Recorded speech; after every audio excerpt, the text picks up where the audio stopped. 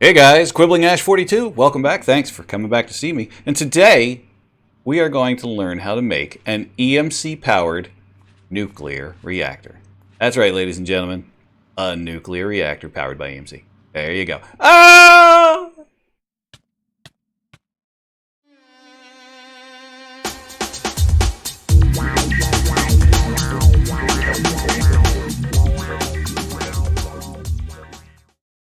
Okay, welcome everyone. Thanks for coming back to see me. Do I actually have a hole in my reactor here? What? Did anybody else see? Oh, that's weird. Weird. A weird glitch or something? Seeing it over this side. Huh. Anyway, weird glitch. Alright, so that's enough of that. So that last video didn't go so well. Those of you who watched it, good for you. Good on you. It wasn't all that interesting for those of you who did not watch it. Basically, I showed you how to build a transmutation tablet, which is relatively easy to do. You just need some dark matter, blah, blah, blah, and that gives you transmutation on the go. Hooray! There we go. There, you've seen everything that you needed to see from there. Oh, that reminds me. Let's go over here real quick. Yep, did some remodeling. We'll see that in a second. What I was also doing here... where is all of them here? I want all of these. All of you guys out there. Wow, that's a lot of them in there. Wait till you see. Wait till you see what happens here. I think that should do it. I think they're all empty. Oop, no they're not. How'd you get so many in there?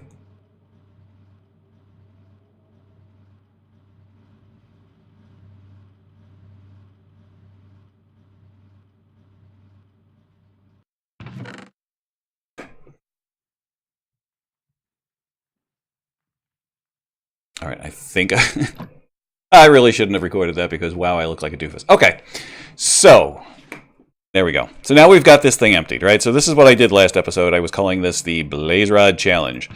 So what I had done was, we started out the episode. I had one of these guys just sitting up there. Oop. Look, one blaze rod. That's all that's up there. All right, so we take that one blaze rod. Take that one blaze rod. We put it into there.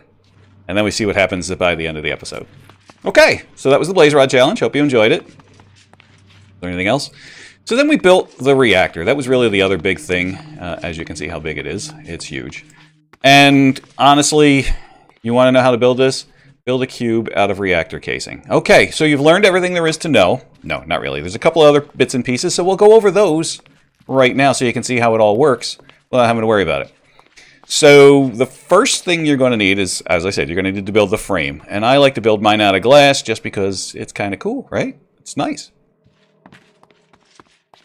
And I had done some things in here. So for those of you who watched the episode and couldn't figure out or didn't make it all the way through and you saw that I was having trouble getting this thing to work properly, it was because, so when you build one of these things, don't have anything touching it for that first multi-block structure happening thing. Because it thinks that you're trying to make these part of the reactor, which, I don't know, it's like, well, if it's not a reactor casing, then you should just not assume is the thing. Anyway, I'm sure there's a reason for it. But anyway, just don't have anything touching, and it should work just fine, as it does here. So when you finally got your reactor set up, I hear myself verbally slowing down. When you've got your reactor set up, you'll be able to tell because this will be a nice bright red. I think it's just black until then. And then you get this neat little texture that's coming on because it's a multi-block structure. All right, so what we're going to want to take a look at is the reactor control. Now, we don't have any fuel in here. Actually, let's start with fuel, because that's probably the best place to start. Let's dump all of this. Ding, dang, do. Sorry, I had to pause there for a second. I wasn't sure if I was recording or not. So, let's go back in here. We dumped all that. What we need for fuel is yellorium. Now, I've built a really big reactor, so it takes a lot of yellorium. So we're going to show you a little bit how this works, and then I'm going to show you something cool about what you can build to make this work. So you got a couple of things here. These are your access ports for fuel. So this is where you put your fuel in. Bing, and as you can see, you get that nice little animation down there. Well, not animation, but you can see the reactor filling out the rods. Full now? We are full. I can still put some here. Do that now. Just cap it off. Make sure that it's all set to go. All right, we are topped off. So it's full of fuel now. It's got a little bit to spare. This is the output where this stuff here, I think it's just called cyanite. This is the waste material. So that gets dropped out here. They tell it to eject waste and there it comes out. Okay, so there's our waste. Now we could throw this away, but we're not going to because I think there's an EMC value. There is. But I also have a use for it. So the first thing we want to do is learn it so that we have it. There we go, that's good. And now we should be able to turn this puppy on. So here's your control. There's a whole lot of stuff in here that you don't need to know about or care about because they don't really do anything. The ones you want to care about is how much RF per tick you're getting and how many millibuckets per tick that is costing you. Okay, so those are the two numbers that you care about because this is how much fuel you're using and this is how much power you're generating. This thing here is, oh, what the temperature is of your core. It doesn't really do anything. I think in the older versions, if it got too hot, your reactor would actually explode, so you have to be careful of that. But I don't think that does that. That doesn't do that currently in this version. And then the reactivity, again, I don't think this comes too much into play. I'll have to go look at it, but this thing is going to generate so much more power than I'm ever going to need. So right now, let's think about it. I need the power of that furnace, that crusher, and then those crushers over there. We're talking maybe 40 RF per tick, maybe 100 tops. Let's see how much this thing generates. So turn it on, bing, turn it on. And now you can see it's getting nice and hot, all quick like a bunny. And our casing is going up. Oh, it's hot to the touch. Don't touch it. It doesn't matter. See, doesn't matter. So it is building up. And as you can see, we are already at almost 5,500 RF per tick. Wow, that's a lot. I know, right? So this is kind of like a battery that you have. So that you have like a little bit of a buffer. It holds 10 million RF. That's a nice bit of number there. And here you can see we're using 0.6 of a millibucket per tick. Now, if I recall correctly, it's 230 millibuckets per ingot of yellorium. So, right? So there's math there that will tell you how much you're using and how quickly. But there's a way to address that. Because again, I don't need 6,000 RF per tick. That's insane. What we do is we go up here over these nice little metal ladders here. These are cool, right? And I got my power tap. We'll get to that in just a moment. But for right now, these are the control rods. So as I mentioned in the last video, you need one at a minimum. This is where the fuel goes and it cooks the water and it does the thing and makes the generating. You need one, but the more you have, the more power you can generate. So I've gone with a number of 9. Boy, I hope my recording didn't catch that, but I'm pretty sure it did. In the video, I mentioned that a lot of people like to keep these separated out. They like to have a space between them. I've seen examples where if they're all tucked together, supposedly this generates more heat for the center one, so it generates more power and blah, blah, blah, blah, blah. I don't know. One of the guys I follow on YouTube, he did it. He built 2 reactors, basically both with 9 or 5 reactor rods, 5 of them grouped together or 5 of them spaced apart, and it did generate significantly more power, but you know, it's up to you. It's more of an aesthetic. Again, don't really care about it right now, how much power I'm generating. So what I can do is, here's the control rod. So you can insert, just like in a regular control rod, and you can insert it to reduce the amount of power that's generated. And here we want to also reduce it a little bit more because I really don't need a whole lot. So we're going to take it down to 99%. And we're actually even going to turn it off probably after this. But so there we go. So now let's see what we've got. Now the amount of power is dropping dramatically. Woo! And I won't sit here and bore you. I think this eventually drops down to 400 RF per tick. And this goes down to about 0.05 of a millibucket per tick, which is, yeah, it eventually gets down there. So it's barely using anything. But again, we're going to turn it off for right now because well, you know what? I don't. It's full and it's not using a whole lot of, so we'll let it run. So the next step for me is we want this thing to not run out of juice. I want to be able to just turn this thing on and leave it on and never have to worry about it again. But it's got fuel. I got to keep fueling it up. So what are we going to do about that? Well, let's pause for a second and take a look. Okay, welcome back. So here's what we're going to do.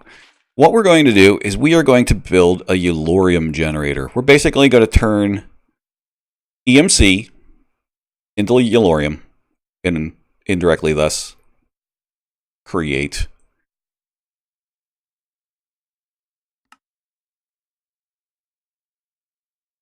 lots and lots of stuff. Okay. Don't worry, it'll make more sense once I'm... Oops. Grab a stack as I always do. Why did I only grab 2? And pipes.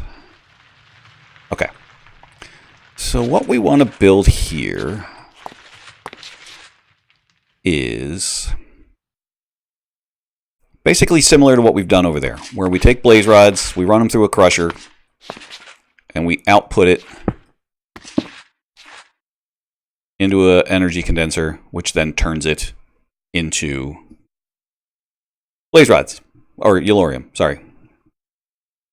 So let's see, how do we want to do this? I've done this before, but I'm trying to do this a little bit more compactly. So let's see what we've got here. So what we're going to do is we've got these two crushers. So similar to over there, we've got two crushers that are running, and these will be a little bit better maintained because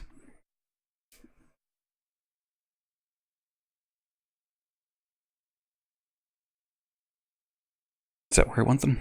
Well, no. Oh, I know how I did this before. That's why this isn't working. Okay. Let's do it that way if I can. Actually, I may need to move those things. Let's see here. Actually,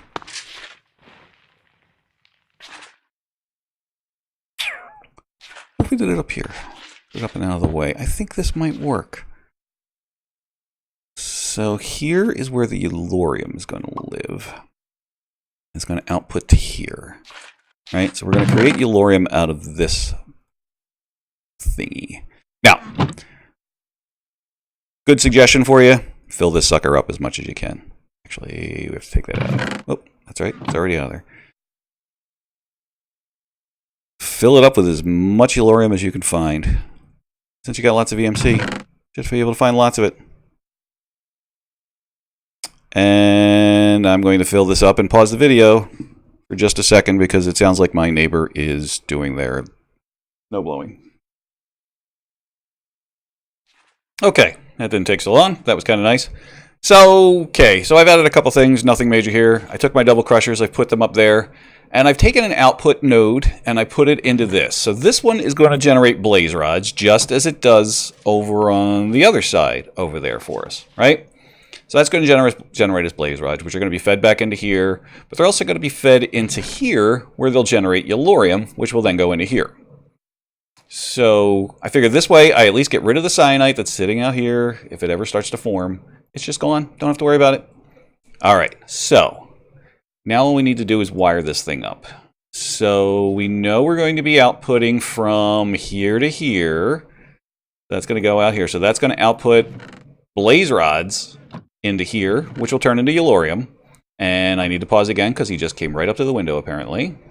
All right, I'm going to trust that he has now taken it back to the backyard, and that's what he's doing, is he's putting it in his garage. Okay, so this is going to output into here, turn into blaze rods, bling, bling, bling. This will output. Now, we also need to fill these guys back up, so we're going to need some connections here. This is going to look a little ugly, but it's going to work. And that's all that matters, because it's going to be in the back. Never going to see it. All right, we've got that. We got that. There we go. So now, as we output stuff, it's going to feed into each of these guys and turn into what we need. All right. Joomp. So first of all, let's grab this guy. Nope, he's back. Okay, doke. A couple of false starts later, and I think we are finally safe to move forward. So this thing's all built. Ugly as sin, but it's all built. So what's going to happen is we're going to have blaze rods in here that are going to get crushed, turned into blaze powder. They'll get outputted into here. Well, they'll convert into blaze rods. Cyanite will be withdrawn from here when it gets created and get just put into here, and that gets turned into blaze rods as well. So there we go. We have a place for our nuclear waste to go and be disposed of safely and cleanly. Blaze rods will be pulled out of here. Some of them will go into here and be turned into yellorium, and some of them will be turned back into blaze powder by going up through here. Now, what's going to happen is this thing's full, so this is going to eventually back up, which is going to cause these to just continuously, and then eventually these will back up, and everything else will back up to the point where they'll be just sitting there doing nothing until this uses an ingot worth of yellorium, at which point it'll pull it out of here, which will allow it to pull some stuff out of here. It's actually, it works pretty well. But you're saying, well, where are you going to go to the blaze rods? Well, you're probably not saying that, because you're saying, hey, you got some stuff in there that you could throw in and turn into EMC. Why don't you just do that? Okay, I can do that. You think I won't? You think I won't? I'll do it! Yeah, these guys can go in there. I don't need these anymore. Let them start cranking. See, they're turning into that. Any of them turn? See, some of them turn into blaze rods. They don't always get to that top one effectively, so, but that's okay. I'm not too worried about it. Let's go over here and see what we've done. So I think overall, with pauses and so forth, we're talking about maybe 20 minutes, half an hour that this thing has been running here with one blaze rod. Remember the one blaze rod? Yeah, remember how we had one blaze rod? This is the backup from just the one blaze rod. These guys are full. These are full. This is not full, but the ones in the back are probably full. Yep. Yep. They got stuff. Oh, no. It would be this one. Yep. So this guy's full. This is just the backup. I mean, is that not amazing? Look at all that. That's maybe 20 minutes, half hour. There's about 1 million EMC there, I think. So that's pretty cool. Let's get back over here. We're going to feed this in. I think what we'll do is we'll just turn this straight into yellorium. Because I actually made a lot of yellorium and used up a ton of my EMC. Ooh, quite a lot. But that's okay. Because once this thing gets going, you never have to touch it again. The only drawback to it is, as you'll see, you might get some... Well, this seems to be working okay. Oh, I don't have any power. That's why it stopped. Okay, so let's give it some power. So now let's talk about giving things power. So the thing I like to use for my... Have I made these yet? I haven't made these yet, have I? I have not. All right. These are laser transports. Energy relay, advanced energy relay, and extreme energy relay. How does this all work? We need that. I don't have that. So we need an empowerer to move on to the next level. And I'm not ready to go on to the next level. So we'll start with this one. So let's create these. Blocks of redstone, obsidian, coil, and restonia. Have I even made any of this stuff? I have. I think I made the coils too. I need advanced coils, right? I need obsidian. Yep, got that. Need redstone. Need a block of that. Got it. All right. Oop. Yep. Hey. Up. Oh, I also need a crafting table on a stick. Get one. All. Okay. Also should grab some apples because I'm looking like I'm hungry. Can I make them? I can. Look at that. I only need to make one batch. Make them all. Why not? Let's go crazy. We got 64 of them. So much more. We also need one of these, which is a couple of Inori and an advanced coil, and I still have an advanced coil. I just need some Inori. Crystals. Saying, well, how do you make those? Well, those are made with that thing that I never showed you. I was going to tell you how to make. Now, you use that atomic deconstructor that you find in that one weird house in the village that has the guys from Actually Additions in it. You just do it there. I know, that really didn't help much. Basically, you put a button on it and you press the button. That's about as easy as I could make it for you. All right. So what these guys do is they are lasers, transferring power with lasers. This is going to look ugly at first. So what you do is you put this guy here, and we have our wrench here. This sets up. Okay, so now we've got that set up. Now we need to just power these guys. So the way you do that is just add power here. Click, and now it's getting power. Look at that. Lots of power directly from there. And then you can just go here, here. Oops. And now that one's got power. And boy, has it got power. Because these things don't use a lot, and we're generating a whole lot. So there we go. This has got power. So now it is a self-powered, clean, efficient nuclear reactor powered, ultimately, by EMC. Nice, right? So these laser guys are pretty cool. They're kind of like wires. They're like wires in any of the other mods that use RF. So it's a standard RF wire, and this is really not the best way to do things. But that's okay, because I keep falling down, and it's funny to you, and that's good. So yeah, these are like wires. They have a maximum length of 14 blocks between them. So we do have a limit of how far these will go. But we are going to want to... We may as well get this done. What do I want to do? I don't want to ugly the place up with too many of these. You know what? Let's leave the coal generators out there for now. We don't really need any of the other stuff. Okay. So what next? What next? What next? Well, we've seen that. Frankly, I'd say that's probably a good enough spot to end the episode. You guys have seen a safe, clean, nuclear-powered, or EMC-powered nuclear reactor. That's pretty amazing stuff, don't you think? I mean, what more could I possibly do for you? And I'm really not setting anything up. Oh, that was the other thing. I showed you how to make a luminous crafting table in the last episode. This is the crafting table used by Astral Sorcery. Does everything in there. That's your basic start 'em all crafting table. I built it outside. You can go back and watch that. That's the beginning of the video. That's not too bad. It's only the first couple of seconds. Yeah, but I was hoping I would be able to do some in here. So normally when you're at night and you're under the sky, although here we have a daytime thing, but is that the sun? Is that what that's supposed to be? Oh no, that's that's an Astral Sorcery thing that I built up there. Okay, because it works better if it's high up. But anyway, at night, this little bar right here would have silver filling indicating that it's got starlight on it. Here's that, because we're in the void, it doesn't work. It won't work inside the TARDIS. So, that's a shame, but it is what it is. How are these guys doing? Oh, they're full. Look at that, full of mana. Ooh, so much. Do we have any of this left? Nope. What I did was I just filled this up with coal blocks, or charcoal blocks, because it was so cheap. Filled it up with charcoal blocks, and then just let it continuously cycle. Yeah, there was a bit of waste, but I don't care. They're full now, I don't have to worry about them. Probably fill up my mana tablet and be done with it.